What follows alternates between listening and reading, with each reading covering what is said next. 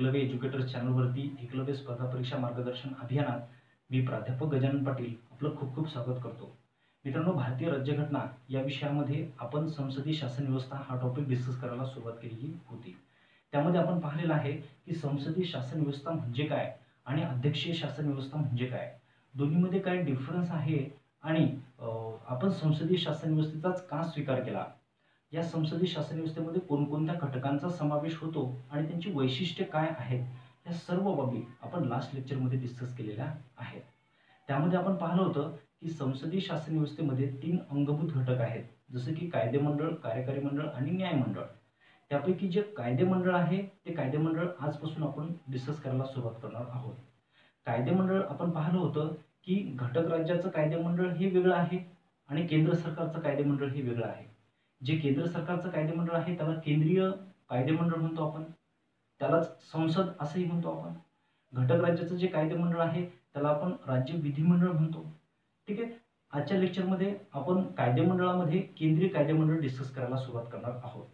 भारतीय संविधानामध्ये 5व्या विभागात कलम 52 ते कलम 151 दरम्यान आपल्याला केंद्रीय कायदेमंडळासंदर्भात काही तरतुदी दिलेल्या आहेत. ह्या केंद्रीय कायदेमंडळामध्ये म्हणजेच संसदेमध्ये 3 घटकांचा समावेश होतो किंवा त्या 3 घटकां मिळून संसद तयार होत असते. ते 3 घटक म्हणजे कोणते, तर राष्ट्रपती, राज्यसभा आणि लोकसभा या 3 घटकांचा त्यामध्ये समावेश होत असतो. तर मित्रांनो, आपल्या एक्झाम पॉईंट ऑफ व्ह्यू हे तिन्ही घटक अतिशय डीपमध्ये जाऊन आपल्याला परीक्षेमध्ये विचारले जातात. तर या संदर्भात आपल्याला आजपासून डिस्कशन करायचं आहे. ते डिस्कशन करण्यापूर्वी आपण एक मुद्दा इथे लक्षात घेणार आहोत की हे जे केंद्रीय कायदेमंडळ आहे म्हणजे जे संसद आहे आणि या संसदेच्या माध्यमातून कायदे तयार केले जातात.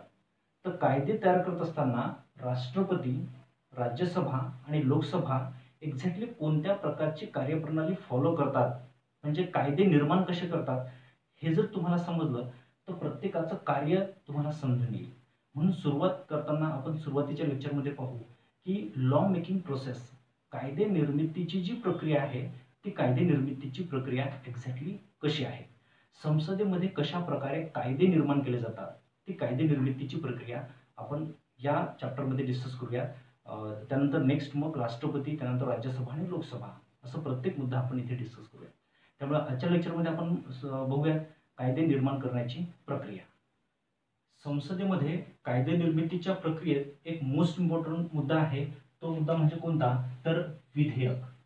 कारण की जर एखादा कायदा पास करायचा असेल तर तशा प्रकारचं विधेयक हे संसदेमध्ये सादर करावं लागते. आता संसदेत विधेयक सादर करावं लागते म्हणजे कुठे, तर एक तर राज्यसभा आणि लोकसभा. जर विधेयक लोकसभेत सादर केलं तर त्या विधेयकाला लोकसभा, राज्यसभा आणि नंतर राष्ट्रपती या तिघांचीही संमती आवश्यक असते.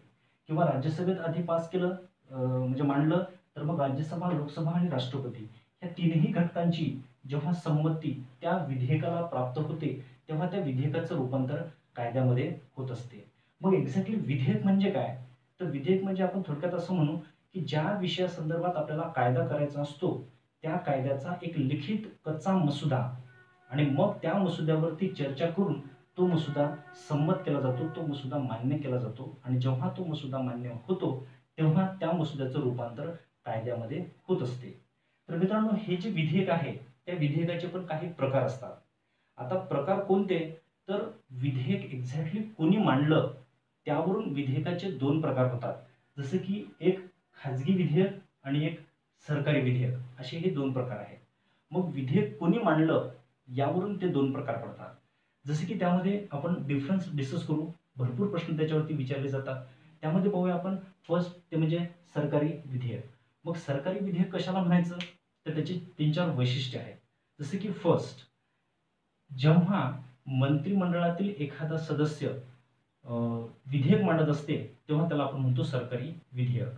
जसे की आता आपण म्हणू पंतप्रधान नरेंद्र मोदी यांच्या नेतृत्वाखाली जे मंत्रिमंडळ आहे त्या मंत्रिमंडळातील कोणत्याही एका मंत्र्याने जर विधेयक संसदेमध्ये सादर केलं, मांडलं, तर अशा विधेयकाला आपण म्हणतो सरकारी विधेयक. हा झाला फर्स्ट. सेकंड असा आहे की सरकारी विधेयक मांडण्यापूर्वी किमान 7 दिवस आधी पूर्वसूचना द्यावी लागते, जेणेकरून तो जो विरोधी पक्ष असतो तो विरोधी पक्ष त्या विधेयकाचं व्यवस्थित आकलन करेल आणि आपली बाजू मांडू शकेल अशा प्रकारचा होमवर्क त्यांना करावा लागतो. त्यासाठी किमान 7 दिवसाआधी अशा प्रकारचं सरकारी विधेयक मांडण्यापूर्वी पूर्वसूचना द्यावी लागते. हे झालं सेकंड. नंतर थर्ड असं आहे की हे जे सरकारी विधेयक आहे, या सरकारी विधेयकातून सरकारची भूमिका स्पष्ट होते. म्हणजे एक्झॅक्टली सरकारचं काय व्हिजन आहे, थोडक्यात जो पक्ष सत्तेत असतो त्या पक्षाचं व्हिजन हे सरकारी विधेयकातून आपल्याला दिसून येते, व्यक्त होते. जसं की बघू आपण बीजेपीने गेल्या काही दिवसापूर्वी जम्मू काश्मीरचा जे एक स्वायत्तता होती ती संपविणारा एक कायदा आणला, की ज्या माध्यमातून कलम 35A आणि कलम 370 हे समाप्त करण्यात आले आणि जम्मू काश्मीरचं ते जे स्पेशल स्टेटस होतं ते काढून घेतलं. मग आता बीजेपीचा हा अजेंडा फार पूर्वीपासून आहे. म्हणजेच बीजेपीचा हा जो अजेंडा होता, तो अजेंडा ते जेव्हा सरकारमध्ये आले तेव्हा तो कायद्याच्या माध्यमातून आपल्याला दिसला. म्हणजे थोडक्यात काय, तर सरकारची जी धोरणं आहेत ती धोरणं आपल्याला ह्या सरकारी विधेयकाच्या माध्यमातून दिसून येतात, म्हणजे व्यक्त होतात. ही झाली तिसरी बाब. चौथी बाब अशी आहे की सरकारी विधेयक संमत होण्याचे चान्सेस खूप जास्त असतात. का? कारण की सरकारी विधेयक हे मंत्रिमंडळातील सदस्य मांडत असतो आणि मंत्रिमंडळाला ऑलरेडी बहुमत प्राप्त झालेलं असते आणि सरकारकडे बहुमत असल्यामुळे सरकारी विधेयक मांडलं की ते विधेयक संमत होतच असते जनरली. चौथी बाब याच्यामध्ये आहे की जर सरकारी विधेयक संमत झालं नाही तर सरकारला आपल्या पदाचा राजीनामा द्यावा लागतो. म्हणजे होते काय ऍक्च्युअली याच्यामध्ये की सरकारी विधेयक मांडल्यानंतर सरकारला ऑलरेडी बहुमत असते. मग साहजिक जर सरकारला बहुमत आहे तर सरकारी विधेयक पास व्हायला पाहिजे. पण जर पास झालं नाही तर याचा अर्थ सरकारला बहुमत प्राप्त नाही. म्हणजे त्यांच्या विरुद्ध अविश्वासदर्शक ठरावही आणता येतो किंवा हे विधेयक संमत झालं नाही म्हणून सरकारला आपल्या पदाचा राजीनामा सुद्धा द्यावा लागतो. हे झालं सरकारी विधेयक. सेकंड बघू आपण खाजगी विधेयक. खाजगी विधेयक म्हणजे काय, तर असं विधेयक की जे विधेयक मंत्रिमंडळातील सदस्याव्यतिरिक्त संसदेचा इतर सदस्य विधेयक मांडत असते त्याला म्हणतो आपण खाजगी विधेयक. मग इतर सदस्य हा सत्ताधारी पक्षाचा सुद्धा सदस्य असू शकतो किंवा विरोधी पक्षाचा सुद्धा सदस्य असू शकतो. कंडिशन अशी आहे की तो मंत्रिमंडळाचा सदस्य नसावा. म्हणजेच मंत्रिमंडळाचा जो व्यक्ती सदस्य नाही पण तो संसदेचा सदस्य आहे, अशा कोणत्याही व्यक्तीने जर एखादं विधेयक संसदेमध्ये सादर केलं तर त्या विधेयकाला आपण म्हणतो खाजगी विधेयक. हे झालं फर्स्ट. त्यानंतर सेकंड असं आहे की खाजगी विधेयक संसदेत मांडण्यापूर्वी किमान 1 महिना आधी पूर्वसूचना द्यावी लागते. त्यानंतर तिसरं, खाजगी विधेयकाच्या माध्यमातून शक्यतो आपल्याला विरोधी पक्षाची भूमिका दिसून येते. कारण की खाजगी विधेयक जनरली विरोधी पक्षातील सदस्य मांडत असतात आणि विरोधी पक्षातील सदस्य हे त्यांची जी भूमिका आहे देशाच्या विकासासंदर्भात त्याच्याशी रिलेटेड ते विधेयक सादर करत असतात. म्हणजेच विरोधकांची भूमिका किंवा विरोधी पक्षाची भूमिका ही खाजगी विधेयकातून व्यक्त होत असते, तर सरकारी विधेयकातून सरकारची भूमिका व्यक्त होत असते. चौथा आणि शेवटचा वैशिष्ट्य आहे की जर समजा खाजगी विधेयक संमत झालं नाही तर सरकारला राजीनामा देण्याची आवश्यकता नसते. अशा प्रकारे काही वैशिष्ट्य खाजगी विधेयकाचे आणि सरकारी विधेयकाचे ते आपण डिस्कस केलेले आहे. पुढचा मुद्दा असा आहे की विधेयक सरकारी असो अथवा खाजगी विधेयक असो, त्या विधेयकाचा निश्चित असा काहीतरी आशय असणार आहे. तो आशय मोस्ट इम्पॉर्टंट आहे इथे. म्हणजे होऊ शकते ते विधेयक आपण असं म्हणू की पर्यावरणाचं संरक्षण करण्यासंदर्भात असू शकतो किंवा टॅक्स सिस्टीम आहे की देशामधली जी कर पद्धती आहे त्या कर पद्धतीशी रिलेटेड ते विधेयक असू शकते किंवा तो कायदा असू शकतो किंवा होऊ शकते एखाद्या वेळेस भारताच्या राज्यघटनेमध्ये काही दुरुस्ती करायची असेल तशा प्रकारचं विधेयक असेल. म्हणजे विधेयक कोणतंही असू शकते. विधेयकामध्ये जे कंटेंट आहेत, जो आशय आहे, त्या आशयावरून त्या विधेयकाचे 4 प्रकार पडतात. जसे की ते विधेयक साधं विधेयक असू शकते, त्यानंतर धन विधेयक किंवा त्याला अर्थ विधेयक असंही म्हणतो आपण, किंवा वित्त विधेयक. वित्त विधेयकाचे 2 प्रकार होतात, वित्तीय विधेयक 1, वित्तीय विधेयक 2 आणि चौथं विधेयक ज्याला म्हणू आपण घटना दुरुस्ती विधेयक. मग आता हे विधेयक नेमके काय आहे, काय कंटेंट्स असतात त्याच्यामध्ये, तर जनरली आपण असं म्हणू की हे जे धन विधेयक आहे किंवा अर्थ विधेयक आहे तर भारताच्या राज्यघटनेमध्ये कलम 110 मध्ये स्पष्ट करण्यात आलेलं आहे की एक्झॅक्टली धन विधेयक कशाला म्हणायचं. म्हणजे कलम 110 मध्ये जसं की टॅक्स सिस्टीम आहे किंवा मग देशामध्ये जो पैसा खर्च केला जातो त्याच्याशी रिलेटेड जे कायदे असतात, तर असे कायदे करत असताना त्या कायद्याला किंवा त्या कायद्याचं जे विधेयक आहे त्या विधेयकाला आपण धनविधेयक किंवा अर्थविधेयक असं म्हणत असतो. किंवा मग जर लोकसभेच्या सभापतींनी एखाद्या विधेयकाला धनविधेयक म्हटलं तर ते विधेयक धनविधेयक असते. त्याच्यानंतर वित्तीय विधेयक, वित्त विधेयक, वित्तीय विधेयक 1 आणि वित्तीय विधेयक 2. तर यामध्ये भारताच्या राज्यघटनेत कलम 117 उपकलम 1 यामध्ये सांगितलेलं आहे की वित्तीय विधेयक 1 हे नेमकं कोणतं असेल, म्हणजे कोणते कंटेंट असले म्हणजे त्याला वित्तीय विधेयक 1 म्हणायचं. म्हणजेच कलम 117 उपकलम 1 नुसार वित्तीय विधेयक 1 हे डिसाईड केलं जाते. त्यानंतर वित्तीय विधेयक 2 हे कलम 117 उपकलम 3 मध्ये सांगण्यात आलेलं आहे की वित्तीय विधेयक 2 कशाला म्हणायचं. तर हे झालं भारतीय राज्यघटनेत सांगितल्याप्रमाणे की वित्त विधेयक आणि धनविधेयक म्हणजे काय. घटना दुरुस्ती विधेयक हे भारताच्या राज्यघटनेमध्ये कलम 368 मध्ये सांगितलेलं आहे की घटनेमध्ये जर काही बदल करायचा असेल, जर काही सुधारणा करायची असेल तर तशी सुधारणा करण्यासाठी संसदेत तुम्हाला कायदा पास करावा लागतो. त्या कायद्याला आपण म्हणतो घटना दुरुस्ती कायदा. आणि तशा प्रकारचं विधेयक त्याला म्हणू आपण घटना दुरुस्ती विधेयक. आणि जे विधेयक घटना दुरुस्ती विधेयक नाही, वित्तीय विधेयक नाही आणि धनविधेयक नाही, हे विधेयक वगळून इतर जेवढेही कंटेंट असणारे विधेयक असतील त्या सर्व विधेयकांना आपण साधे विधेयक असं म्हणत असतो. तर हे झालं मित्रांनो विधेयकाच्या बाबतीत विधेयकाचे प्रकार. की विधेयकाचे प्रकार, विधेयक मांडलं कुणी, मांडणाऱ्यावरून हे 2 प्रकार आणि त्या विधेयकामध्ये कोणता आशय आहे त्यावरून हे 4 प्रकार. आता पुढची प्रोसिजर अशी आहे की विधेयक कोणतेही असो त्या विधेयकाचं रूपांतर कायद्यामध्ये करण्यासाठी ते विधेयक संसदेमध्ये सादर करावं लागते. आता संसदेत सादर करावं लागते म्हणजे काय, तर ते विधेयक राज्यसभा किंवा लोकसभेत मांडावं लागते. आता इथे एक्झाम पॉईंट ऑफ व्ह्यू एक मुद्दा असा आहे की कोणतं विधेयक ह्या 2 सभागृहापैकी कोणत्या सभागृहामध्ये मांडता येते किंवा सर्वप्रथम कोणत्या सभागृहामध्ये मांडलं पाहिजे, तर ते आपण आता डिस्कस करू.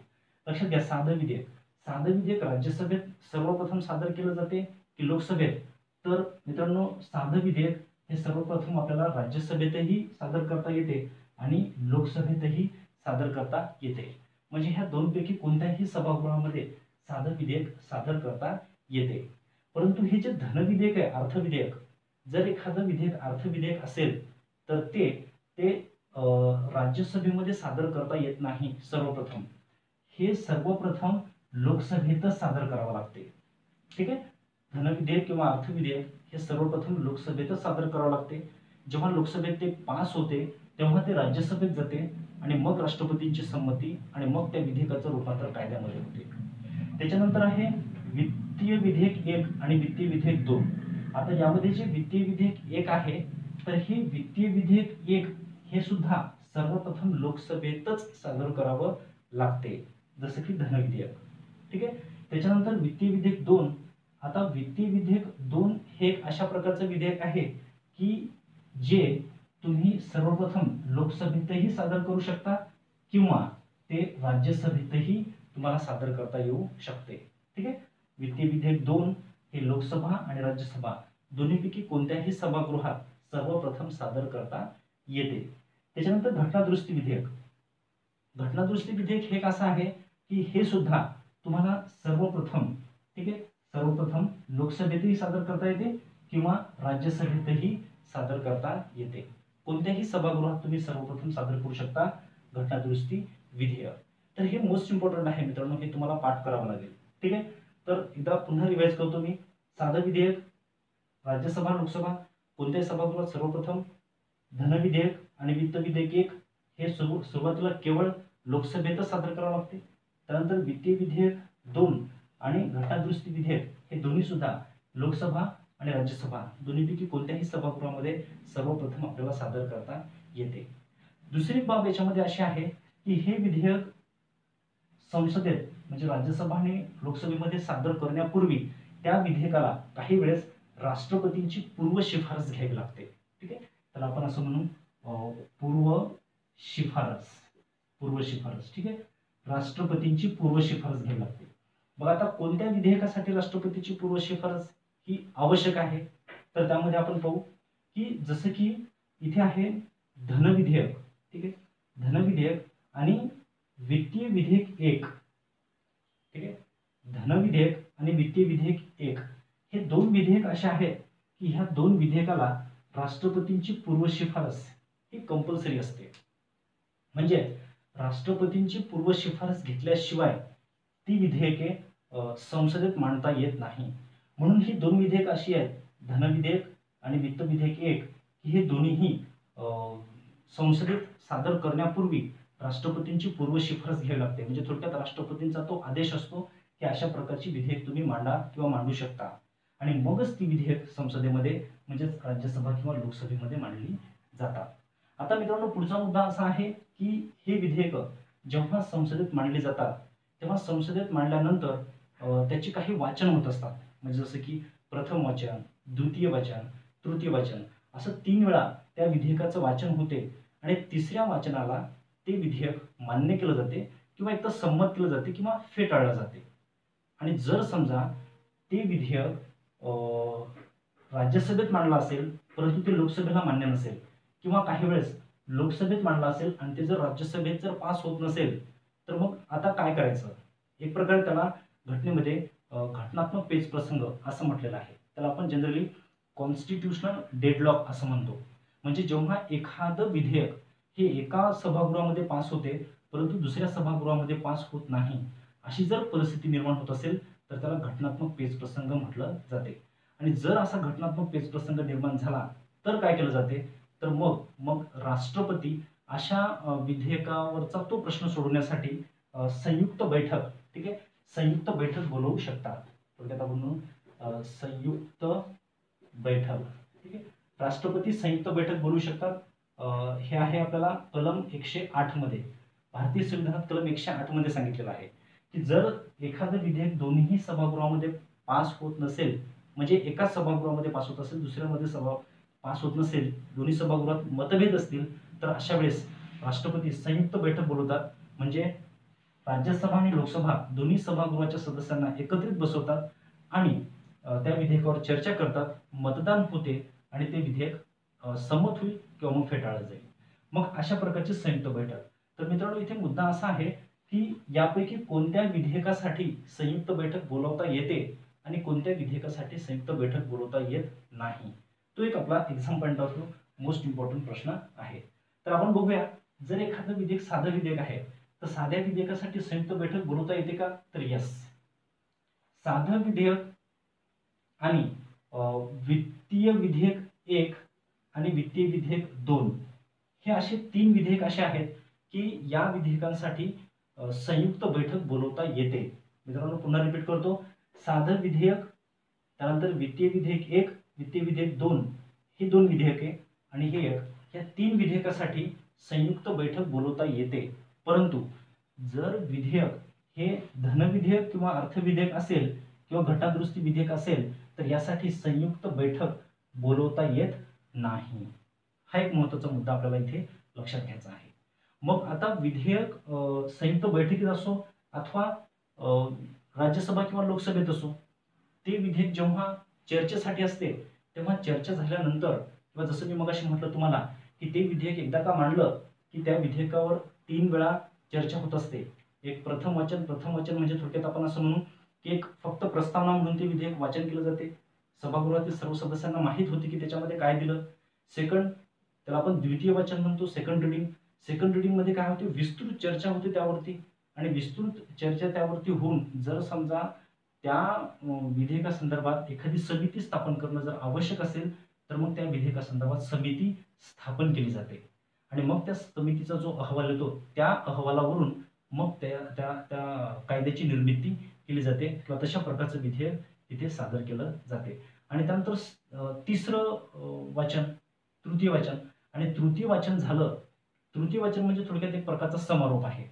त्यामध्ये फक्त एवढंच असते की आपण आता काय स्वीकारलं त्या विधेयकामध्ये आणि मग त्यावर मतदान होते आणि मतदान झाल्यानंतर जर समजा योग्य प्रकारे बहुमत, ठीक आहे, बहुमत जर मिळालं, त्या विधेयकाला जर बहुमत मिळालं तर ते विधेयक संमत झालं असं मानलं जाते. आणि मग ह्या दोन्ही सभागृहामध्ये असं बहुमत प्राप्त करून ते विधेयक संमत होते आणि मग राष्ट्रपतीकडे जाते आणि राष्ट्रपती हे पुढे त्या विधेयकाला म्हणजे संमती देत असतात. ठीक आहे. तर त्यामध्ये आपण असं पाहू की हे जे बहुमत आहे तर हे बहुमत साधारणतः 3 प्रकारचं असते.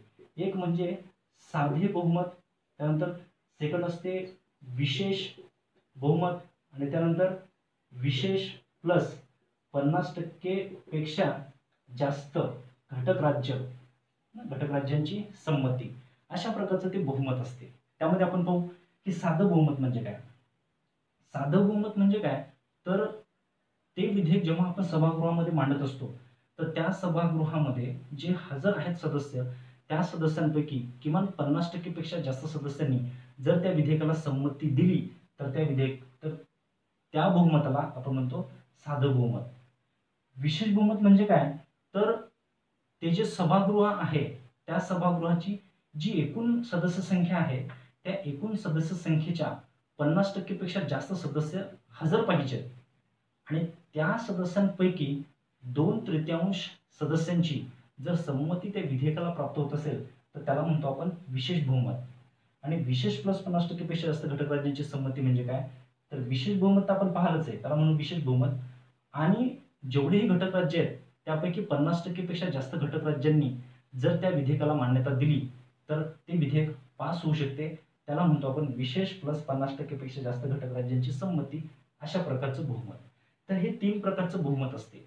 आता यापैकी या विधेयकाला कोणतं बहुमत पाहिजे, तर जनरली आपण असं म्हणू शकतो, जर साधं विधेयक आहे तर साधं विधेयक, धन विधेयक, वित्त विधेयक 1 आणि वित्त विधेयक 2 या तीनही विधेयकाला केवळ साधं बहुमत आपल्याला आवश्यक असते.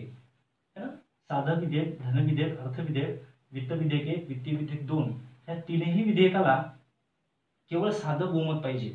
आणि जर एखादं विधेयक घटनादुरुस्ती विधेयक आहे तर त्या विधेयकाला मात्र विशेष बहुमत किंवा विशेष प्लस 50% पेक्षा जास्त घटक राज्यांची संमती, अशा प्रकारचं बहुमत हे आवश्यक असते. कुठे, घटनादुरुस्ती विधेयकाला.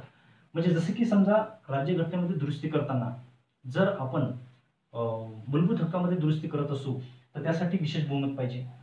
पण एखादी घटनादुरुस्ती अशी असेल की त्या माध्यमातून घटक राज्याच्या अधिकार क्षेत्रामध्ये हस्तक्षेप होऊ शकतो, अशा वेळेस विशेष प्लस 50% पेक्षा जास्त घटक राज्यांची संमती, अशा प्रकारचं हे झालं घटनादुरुस्ती विधेयकासंदर्भात.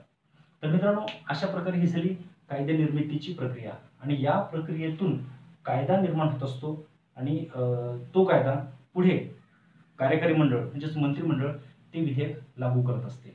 आता होते काय, तर संसदेमध्ये असे बरेचसे विधेयकं ही मांडलेली असतात, भरपूर विधेयकं ही प्रलंबित असतात आणि अशी विधेयकं प्रलंबित असतानाच एखाद्या वेळेस काय होते, तर ही जी लोकसभा आहे ही लोकसभा बरखास्त होते.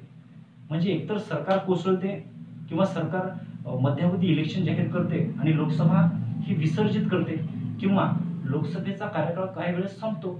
मग असा जर लोकसभेचा कार्यकाळ जर संपला तर ती जी विधेयके आहेत की जी विधेयके संसदेमध्ये प्रलंबित असतात तर अशी विधेयके बरेच वेळा काय होतात, समाप्त होतात. तर आपण शेवटचा मुद्दा त्यामध्ये डिस्कस करू की लोकसभा जर बरखास्त झाली तर कोणती विधेयके हे समाप्त होतात आणि कोणती विधेयके ही समाप्त होत नाहीत, ते आपण थोडक्यात डिस्कस करू. लोकसभा बरखास्त झाल्यामुळे पुढील विधेयके ही विधेयके संपुष्टात येत असतात.